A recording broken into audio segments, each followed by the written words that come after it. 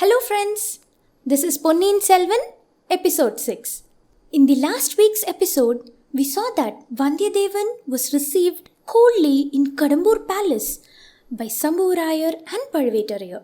Yet, Vandiyathevan decided to stay a night as a courtesy to Kandamaran. When Kandamaran mentioned Kuravai Kuthu, Vandiyathevan's curiosity piqued, as earlier in the day it was mentioned by the Vishnu devotee Alvarkadiyan Nambi. Kandamaran took Vandiyathevan to the stage area where Kuravai Kuthu was about to be performed. It is quite usual to have the most awaited performance in the end, so that the audience will stay till the end of the show. Accordingly, tonight's very last performance was the most anticipated dance of Devaralan and Devarati. Devaralan and Devarati dance is a feverish performance by two people dressed like god and goddess. This performance is most anticipated amongst people because it is customary for either one of the dancers to become possessed as they dance. People usually ask burning questions about the country's future and general welfare during that time, and it is commonly believed that the answers they receive will definitely come true. So, Devaralan and Devarati appeared on stage for this long-awaited performance. In the dark night, the stage completely lit by blazing torches. They were both bathed head to toe in raging red. Their dresses were red, their bodies were painted red, they wore red flower garlands. Even their eyes and tongues were red. Their dance took speed in no time, and their ferocious performance captured the audience's undiluted attention. As they were both dancing, suddenly Devaralan jumped into the middle of the stage and pulled the spear out of Devarati's hands. This scared her away, and she swiftly got down from the stage. Devaralan now had the whole stage to himself, and he danced vigorously. Saying this, the priest came forward and started sounding the udukkai. Udukkai is a small traditional percussion instrument used in folk music and prayers. This meant that Devaralan is now possessed by God spirit. People rushed to ask questions like, will it rain? Will we have a good harvest this year? Will the country flourish? To this, the possessed Devaralan replied, You lot missed to offer Kali her respects this year, and she's furious. She immediately needs a life sacrifice, demanded Devaralan. Anything for you, dear lord, replied the priest. People expected the usual, like 101 goat sacrifice or something like that.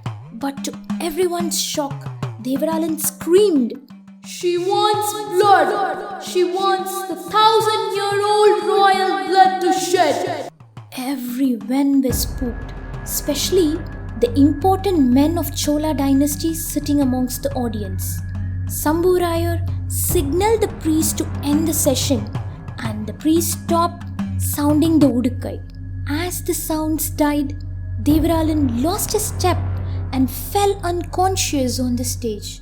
The audience started to leave in silence. Vandiyathevan was frozen in his place while all of this happened. And when his eyes drifted off the stage, he noticed Nambi's face peeking over the far side of the castle walls. For a second, he couldn't believe his own eyes. He squeezed them shut, and when he opened them, his face was gone. Vandiyathevan was confused if it was his imagination. He took some time to settle down from the shock. After Kuravai Kuthu, a royal dinner was arranged, and Kandamaran took Vandiyathevan with him to the dinner hall. As they both sat down to dine, Kandamaran kept whispering into Vandiyathevan's ears about all the important administrative men that are dining with them. He went on and on, but Vandiyathevan's mind couldn't pay attention to anything but to tonight's Kuravai Kuthu. Devaralan's words kept echoing in his mind. After dinner, Kandamaran took Vandiyadevan and settled him in for the night at the far end of the palace. Vandiyadevan, in his tiredness, slept the moment his head touched the ground. All the happenings of the day swarmed in his head, causing him to have a nightmare. He jerked awake and came to a sitting position. To his awe, he again saw Nambi's head peeking over one of the lower walls of the palace. This annoyed Vandiyadevan, and he decided that he would trick everyone's attention on Nambi to make him get caught.